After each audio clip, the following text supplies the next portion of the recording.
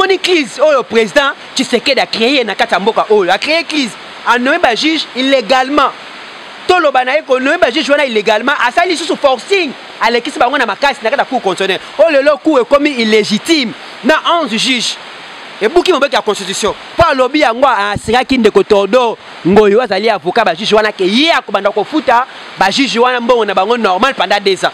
2 ans illégalement l'état va nobisa mbongo fait pendant 11 juges au lieu à 9.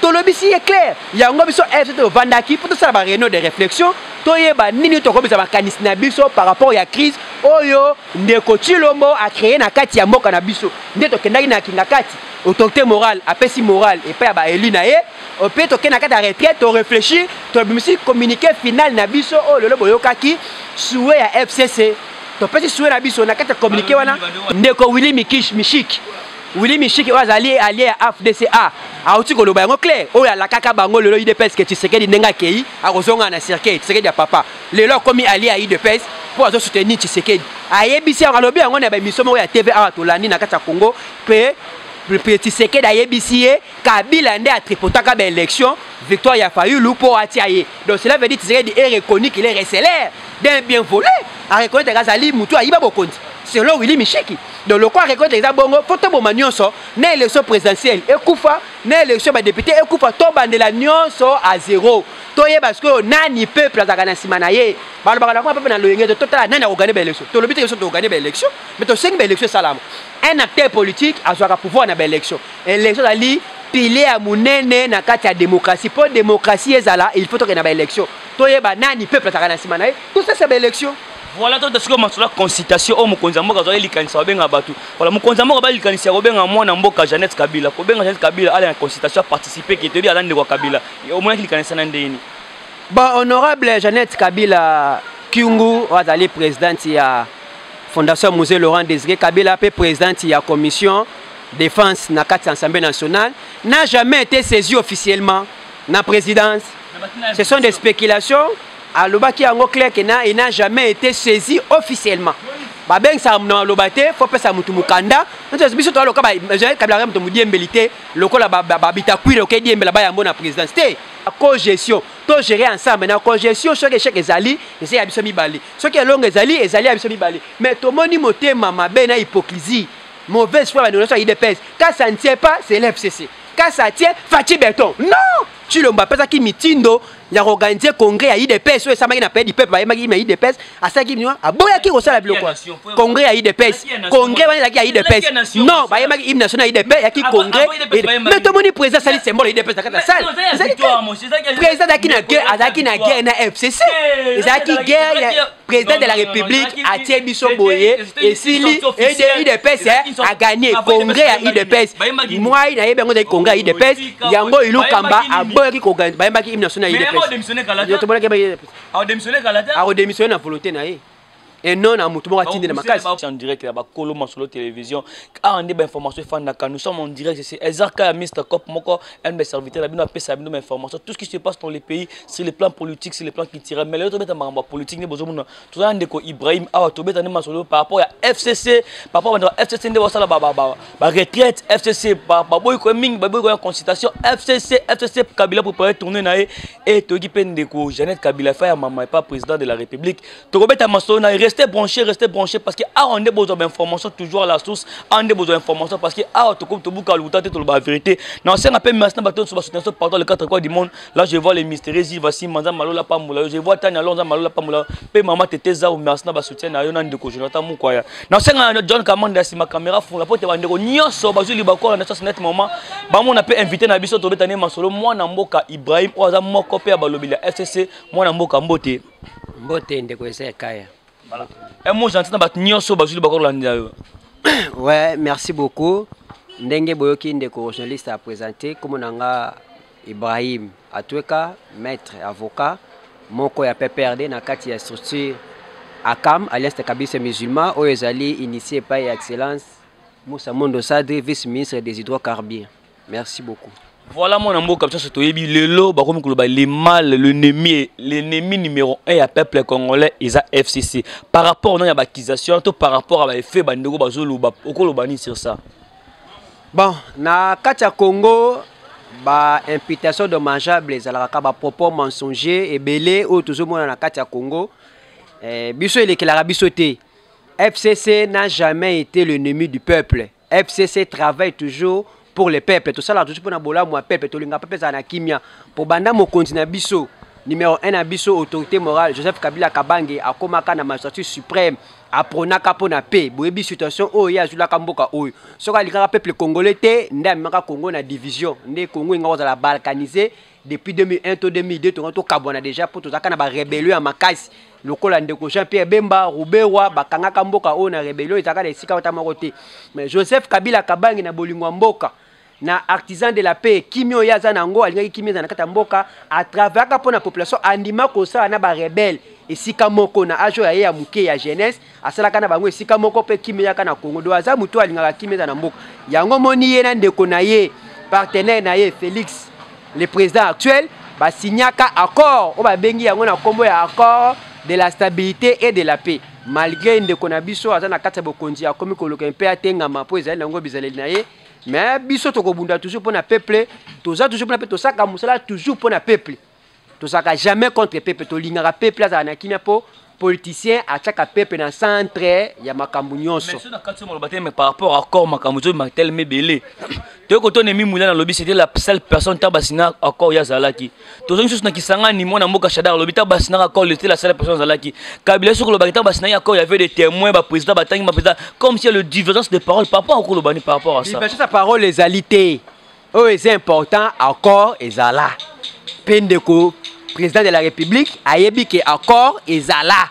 Félix Antoine Tshilombo Tshisekedi ayebi ke accord ezala pour auti ko loba yango epa ndeko lokondo ke abandonner accord te alobaka yango na kati ya Brazzaville ki akolinga jamais accord wane kufa accord yali kambolo bateke kingandi azalaki te bazala te mais ndeko président de la République azali conscient ayebi ke accord entre ye na FCC to entre ye na partenaire na ye autorité morale ya FCC Joseph Kabila Kabange ezala accord eza lokola reconnaître ki accord eza andimi yango epa ya ba groupe ya G13 ndeko lokondo ko bimana audience so accorda ki bango alobi ki accord ezala donc accord ezali donc ezali loko yako ko etapete si réellement ki accord ezali mais basinaka accord on a au détriment qui va travailler au plein intérêt peuple congolais mais tout le monde qui va FCC pour travailler peuple pour travailler pour aider peuple congolais mais bango va travailler pour aider l'individu qui est Kabila alors que le peuple congolais ba député ba peuple ba voter bango pour pas lobela bango mais lelo FCC a bloqué tout ce qui est à l'intérêt peuple congolais ndeko na ngai na webisa yo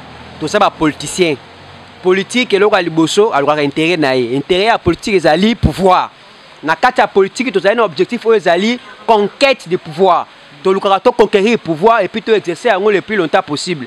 C'est facile à dire Kabila zo bloqué Fachi ba zo bloqué mais faut qu'on loba sur quel plan ba bloquer sikani yo so tchaka makele ba bloquer pour 18 millions et bima ba pesa bemba déjà $50,000 ba pesa Moïse déjà $50,000 ba ya na consultation wana blocage ezate tu comme ça ba lo ba question na règle zonga na texte et comme ba bloquer par rapport ya quoi bande ko comprendre bien par rapport à montant ya nini ba pesa ba mbongo ya nini mais ba pesa ba mbongo pa ya na consultation pas pesa consultation pour tout ça na ba audio ya conseiller moko ya présidence azo solola na ndeko na ye na Tshilumba azo pesa contre ndia mamndenge zoleka que to préparer ki makambo na boye Moïse Katumbi to zwa ki en charge na jet na ye to pesi autant to agréé parti na ye Jean-Pierre Bemba zwa ki donne $50,000 pour na kata tout ça na ba preuve mais les mezali même les lots corruption oh IDPS à combattre micro ke biso corruption te lutte contre la corruption mais les lots IDPS bango nde ba comme kopeta ba député ba $7,000 ba somo ba député ba beng ba sa ba diable même ba député bango na bazo bloquer bango le ba comme malamba ke osela na bango pembeni ba député wana bango nde ba yembeleki bango nzembo boma policier tika député bango le ba comme malamba ke no sana IDPS ba député wana lelo moko ale ba député na biso ya PPRD akufa na makamaja makabun oya tinda ba policier bakanga parlement ba kota te député akufa lelo ba député ba comme malamba pembeni na bango ba diable oh bino bande ko fingo ba diable comme le malamba pembeni na bango toza la batu to ebisa la population vérité et non to ko sa la population vérité nde yango yali bosenga ko pesa na population ko ya ko kota population te ba député ba bloquer te po yebisa ngai loi ni président de la République atindaki na parlement ba bloquer yango pe le kate comme ça to gérer pouvoir législatif président Tshisekedi doit gérer pouvoir exécutif to bloquer na action nini et le nini a sergi ba sala na FCC ba kangi yango ba salité et le nini ce que tu papa ba mitu comme tu veux que ba tsaki ba atchaka ba jeep ba prado ba TX kuna na kati kuna ba député ba tika la loyal ba tika fidèle na ya pesa ba mitu ba une émission passée et ça biloko e bimaka to e place bimaka ba taliban nde ba yela biso ba information wana to yebi ndenge ba manipuler ba information wana alors biso na FCC to sala jamais intimidé to sala jamais nini nous ce n'est pas la corruption qui nous régisse Joseph Kabila Kabange a pesaki ba député na moral audio etambola même ba Jeune Afrique ba bayoki yango il n'a jamais promis à quelqu'un quelque chose il n'a jamais donné à un député quelque chose mais tout le monde le lo oyo ba preuve ezali président du groupe parlementaire à PPRD est allié député Didier Manara attends ba preuve oyo bazo pesa ba député $7,000 pour ba des choix bureau ya Assemblée nationale bana bazo kosala makambo wana tout le monde ndenge ba corrompre honorable Fabrice Poela pas que nous funda madame Jani Mabunda na conseil d'état ils allaient pouvoir actuel ils allaient régime actuel ba ina corruption ba ina poison ba ina mamuno sama bena mboka oyo donc tu es balité na tangu tu direction mboka ba point aussi ma pe ba awa siko PPRD parti na PPRD ils ont mené campagne contre mokonzi ya mboka parce que balobi azo violer constitution par rapport à ce ko lobani PPRD toza parti légaliste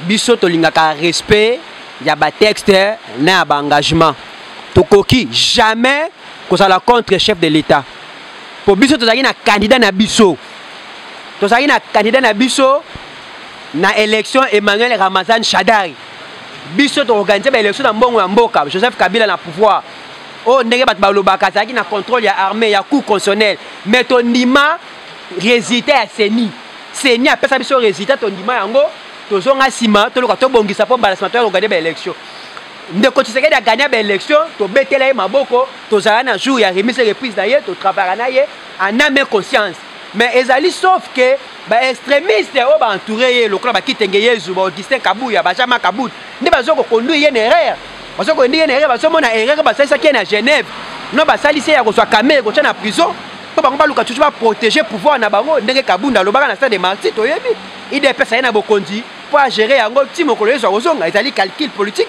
na lobaki na que politique de luka conquête et puis to exercer pouvoir tangu molai alors que la seule voie la élection na kati ya Congo lelo ezali ba élection pour soit pouvoir lelo ezali ba élection ezali ba manipularité ezali ko lukate yo exterminer ba ningo tani ba parti faut vivre pour ezala mboka na biso le but na kati ya multipartisme oyo mutu ko pekisa mutu te aloba na kombo ya parti na Congo to comme intimidation na nzela ba intimider biso pour to na kati ya parti na biso non IDPS soka zali parti le plus populaire na Congo ndenge ba lobaka na kombo peuple majorité populaire ba organiser ba élection anticipée mais ba zali recommandation so ba organiser ba élection anticipée peuple a sanctionné batengo ba kombo tangi wana oyi bazo ba nyokola bato mais Kabila pas regretter le parce que na 15 personnes moko ya bien pembe na ye banga alingaka ba aider pour atterrir vision na concrétiser mais ce sont les mêmes personnes non mais bato ba pembe na parti bato de parti peut à concrétiser pouvoir na ce sont les mêmes personnes qui sont à vie aujourd'hui par l'UDPS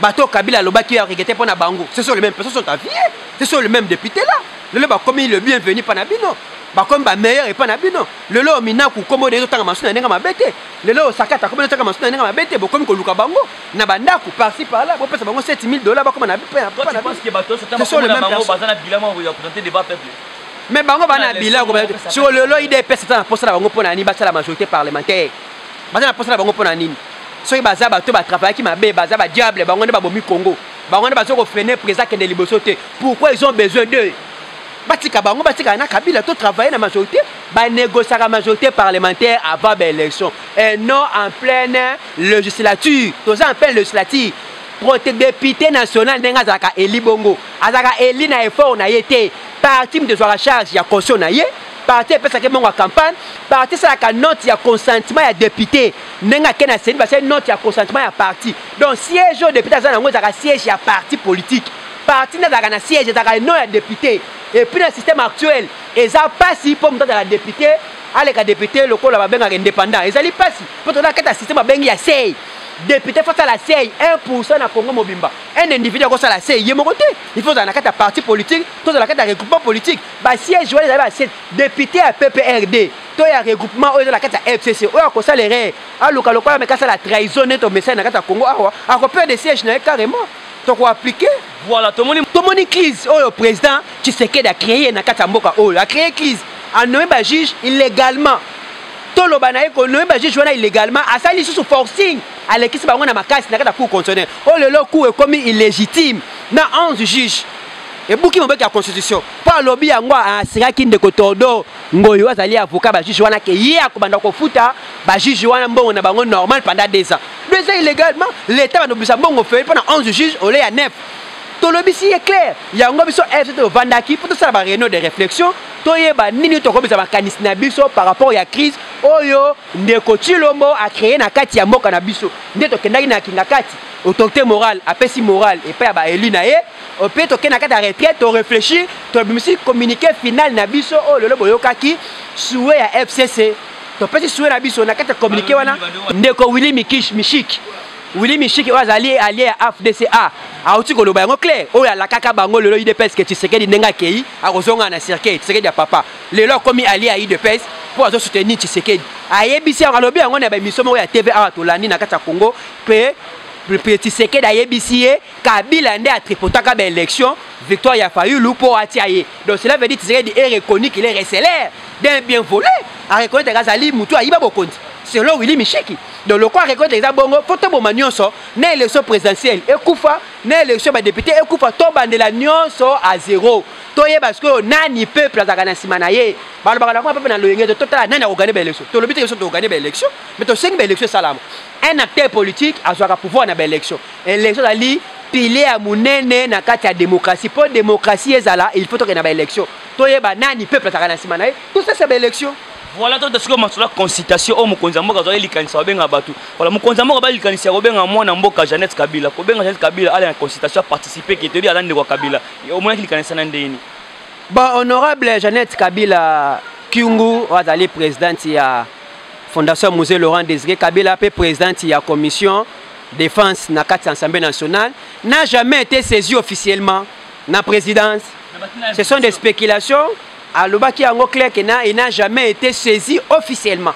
Ba ben sa na lobate, faut pas sa mutu mukanda. Nous biso to aloka ba Kabila mutu mudiembelité, lokola ba bitakwire OK diembela ba yambo na présidence. Il faut ben officiellement. Ce ba ben c'est na cadre spécial. Akokende. Akokende ko boyate.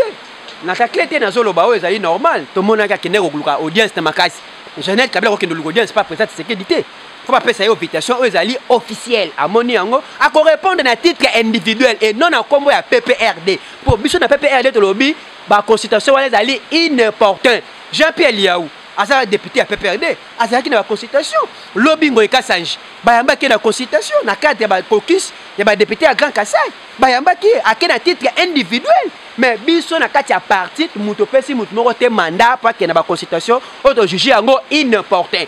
Ezali toujours ko endosser crise na kati ya mboka. Seule solution na kati ya mboka poto comme calme c'est l'accord.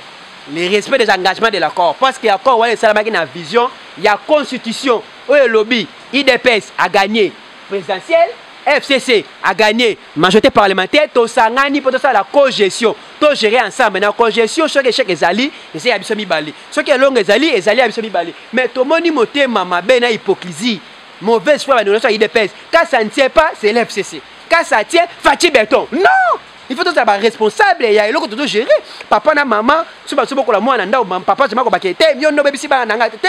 Tu qui m'a simbi 23 biso na chilo mbapesa ki mitindo ya organiser congrès ya IDPS so ça m'a na pedi peuple ba maki ma IDPS asa ki mino aboya ki osala biloko. Congrès ya IDPS. Congrès ba ya IDPS. Non, ba maki hymne national IDPS ya ki congrès. Mais tout monde président sali symbole IDPS dans salle. Président azaki na guerre na FCC. Ezaki guerre président de la République a tiré biso boye et Sili et IDPS a gagné congrès à IDPS. Moi il a eu un congrès à IDPS. Yango Ilou Kamba a boye qui congrès. Bayamba qui hymne national IDPS. A démissionné na volonté na ye. Et non na mutu mo atindi na makasi. Non na repousser à démissionner. Président de la République a taillé au bel choix à cause acte na démission à premier ministre. Et non à routine de démissionner na makasi. A routine de démissionner. C'est à nous de tinda ine to bané que tika to cham mususu. Ce n'est pas le président de la République. Article 78 de la Constitution et ça clair na matière wana. Parti mta pona été bisonné to tinda ye ya nommé. Il n'a que le droit de nommer et de prendre acte de sa démission. Et non de choisir. Voilà par rapport à 5 ans. Mais dans on a aussi ça c'est une cause ça la bonne fils. Tout le monde qui en 2016 tant au sali dialogue il y a ça il y a Union africaine. IDP c'est côté qui na papa Tshisekedi dans rassemblement naï. Ba côté qui a ngoto c'est une konde avec ça la bonne office donc ça la deuxième dialogue na Saint-Sylvestre. Mais ce c'est une quoi ça la ngolo mabe sikani. Ayo ki mukonza mboka, ayo ki pe Fayulu, ayo ki pe Kabila, ayo ki pe na Ilunga bazaba na mboka. O bobelo crise na kati na bango. Fa yo kabango et puis si manango to luka solution ezali meilleur pour to yebike na ba résolution ya o ndeko chilomba kwa koloba awa eloka malungo ko mapune ezalité. Ezali toujours ko luka ko pelisa moto na kati ya crise et la seule solution na yezali kozonga na kati ya ba mécanisme prévu ya accord. Façon ba mécanisme prévu ya accord, to respecter constitution, to ça sambo to 2023 élection salam. A détourner attention à peuple congolais na posa chaque 5 ans tout le monde a élection et notre monde a fait na pouvoir la prétexte belé to aussi ko permettre lo ka bongo to ko na balabala pour réclamer élection ndenge baba zaki na balabala une date un événement demain le 14 il y aura marche mo ba IDPS ba organiser pour soutenir consultation mokonzi ya mboka au peuple congolais ba mobiliser lo ba na balabala par rapport à marche mo ngoni bongo na éviter IDPS ce sont eux qui sont au pouvoir. Ce sont eux qui dirigent. La consultation a été annoncée par leur président. Bien annoncé Makambouana. Et puis c'est reçu pour Nabango. Bayambi Bemba, Bayambi Moïse. Qu'est-ce qui en manque encore? Il n'y a personne qui l'empêche. On a empêché la consultation à Zaki. Bazo marcher pour l'Ikambu. Nini. Quand vous dites que nous marchons pour soutenir la consultation, vous marchez pour soutenir quelque chose qui est en train d'être réalisé. Ils ont ça déjà. Quel cabal? Qui l'a empêché? C'est lui qui est le numéro 1. C'est lui qui est le garant de la nation, c'est lui qui est le garant de bon fonctionnement des institutions. À cette consultation, Ayambi ba tout le monde ba prostitué ba qui reçu, tout le monde même ba tout ba déclaré ba fou na ba hôpital. Oh ti le lolo tout le monde attestation médicale monté confirmé kabiki. Azaki consulté. Tout le monde ba ngona kata consultation, tout le monde Ayambi ba tout misusu ba chaye ba zaki reçu. Ba ouais ba zaki reçu. Et ça qui toko maman osemi qui toko. Bon, comment contenir ce logo c'est salami? Parce que le logo c'est ça ba soutenir le logo parce qu'on empêcher salama. Yango c'est salami ndenge ba lo ba pesa moto alinga kenda. Mais wa keité. Voilà, nous sommes vraiment arrivés à la fin de notre émission. Si les gens peuvent retenir quelque chose dans le passage général, le lot, dans Miss de Miss, Bakangani. Et là, on a aussi un peuple congolais, Baye biso nyonso ba politicien, to travailler pour l'intérêt ya peuple. Politicien nyonso a travailler pour l'intérêt. Moko ta ba ke ya bolingo peuple ko le kamutu nyonso. Biso to za peuple, il faut tous aller veiller na constitution. J'ai nyonso faut tambola na constitution na kata téléphone na yo, na kata saki na yo, na kata ni. Ezali ba modèle nyonso. Pour dire que le président est un sentiment de la constitution. Alors, biso jeune congolais, à tout moment, tout le moyen qu'on appliquer l'article 64, ou bien sûr, Moutoutou a l'ingénieur à pouvoir dans l'engagement mabé. Faut te le mélanger, tout manabala, tout empêcher Moutouana. À pouvoir dans l'engagement mabé, tout ça la déterminer pour empêcher dérive dictatoriale ou bien installée sur la carte mboka. Tout est même. T'as là propos d'Andeko Augustin Kabouya, propos bleu sang, propos mensonger et pas un ministre scellé, il y a la goule. Vous allez peut-être un cadre à parti politique, le roi IDPS, parti au pouvoir, secrétaire général, côté ni ma papa bongo liboso ba. Ce que bengi matinée politique. Faut peut-être une situation politique, il y a parti na yo. Na mamboka, na mambo ça na constitution pas de la nation.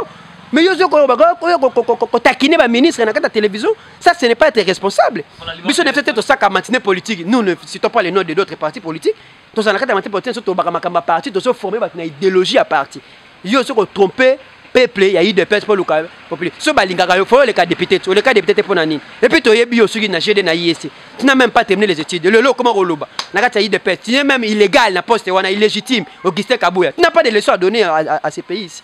Yo dans les leçons pour doter. Ou que ça na carte de consultation qu'on a parmi membres de l'organisation. Yo ça na présidence. Ils ont toujours ba violation ba test de télémel. Yo ça na IDPS. Aux na poste à ta mort na institution. Na présidence aux membre ya comité d'organisation ya ba consultation. Na qualité ni. C'est une violation. Il y a un monde qui était kabou na JCK bongo na Nicolas Kata babwe ko na bango tele ba mona mamoza na bafanti ba mona kama mba saka na masa na bango ne ba mesani babwe na bango côté le matin mo konza poka akotaki biso to constater kaka mai o eza koleka. Numéro téléphone vite va sur votre contact na yo. Ouais, numéro téléphone na biso ya WhatsApp ezali plus 243 82 40 38 465. Mutoto alinga kota na contact na biso na WhatsApp akoti contact. Si je suis allé, vous pouvez si biso, tu peux le faire pour mbala sima. Merci, merci. Vous êtes tellement nombreux de nous suivre partout les 4 coins du monde. Merci de la confiance sur vos salles. Vous s'abonner, vous s'abonner, vous s'abonner. Tout ça, abonnement à Bino. Voilà, merci à John Kamandi, assisté Biso Lelo. Merci à Kila Bax, merci à Kamandi, l'équipe de la famille Kamandi Nyos. On se retrouve au prochain numéro, tous ici, même plaisir, même ambiance. Et c'était Ezarka, le numéro de téléphone Izana, plus 243 81 35 8000. Beaucoup de Biso, beaucoup de contact, beaucoup de soutenir Biso. On se retrouve au prochain numéro. Bye bye.